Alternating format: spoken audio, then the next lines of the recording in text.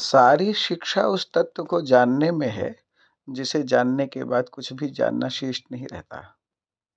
सारी साधना उस सत्य को पाने में है, जिसे पाने के बाद कुछ भी पाना शेष नहीं रह जाता। अभी तो हम जो भी जान रहे, वो अज्ञान से अधिक कुछ भी नहीं है। अभी तो हम जो कुछ पा रहे हैं, वो अप्राप्ति से अधिक कुछ नहीं है। अब तक का सारा ज्ञान अंधियारे को घनीभूत करने वाला ही रहा है। जो पाया वो खो ही जाने वाला रहा। जो कुछ जाना सब स्वयं के बाहर ही जाना। स्वयं का कोई परिचय नहीं है। और जो कुछ पाया वो सब नश्वर ही पाया है। शास्त्रों का ज्ञान तो अर्जित किया, किंतु सत्य से वंचित रहे। शब्दों के तो अनुभव हुए, किंतु स्वयं का अनुभव न हुआ। जो कुछ पाया उसके साथ भय, अशांति और मृत्यु पाई। जो कुछ जाना उससे अतृप्ति, संघर्ष और संताप पाए। क्या पाते ही संसार में जो सुख दे सकता। जहां मृत्यु सदा ही बहेलिए की तरह जीवन के प्रत्येक क्षण निशाना साधे खड़ी है। कब प्राण हरण कर ले कोई ठिकाना नहीं। वहां कौन सी शांति पा ही लेते। जहां क्षणभंगुरता का चाक निरंतर चल रहा है, वहां कौन सा सुख तृप्ति दे ही सकता है। सारे सुख, सारे भोग, सारी संपदा, सारे संबंध जहां मिथ्यात्व के गुणधर्म में लपेट कर रचे गए हों, वहां तुम्हें आनंद कैसे मिल सकता है। जिस शरीर से सब सुख शांति पाने की तुम्हें उम्मीदें हैं, जब वही चिता की भस्म में लिपटने को आतुर है, तो फिर तुम्हारी उपलब्धियां कहाँ ठहरने वाली हैं। तनिक सोचो तो दिखेगा कि अब तक का सारा सीखा हुआ ज्ञान अर्थहीन हो गया है। सारी उपलब्धियां मिट्टी हो गई हैं। सारे जोड़ घटाव का परिणाम शून्य हो चुका है।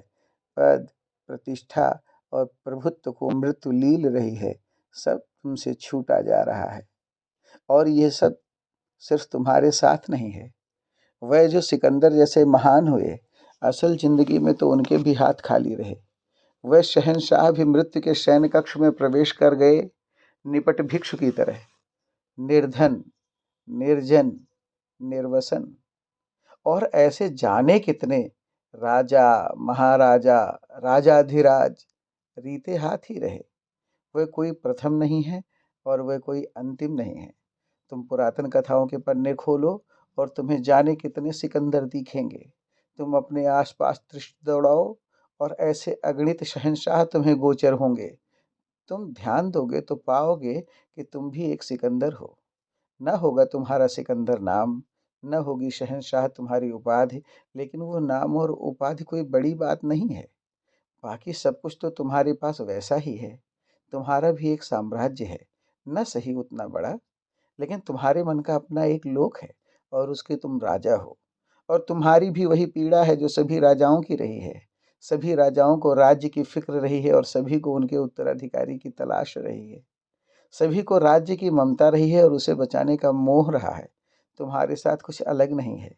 तुम्हारे पास भी है मोह, तुम्हारे पास भी है मूढ़ता, तुम्हारे पास भी है शोक।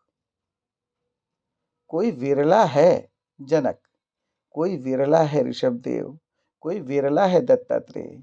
वो राज्य में रहता है, किंतु राज्य उसमें नहीं रहता। वो कर्म सारे करता है, किंतु कामना नहीं करता।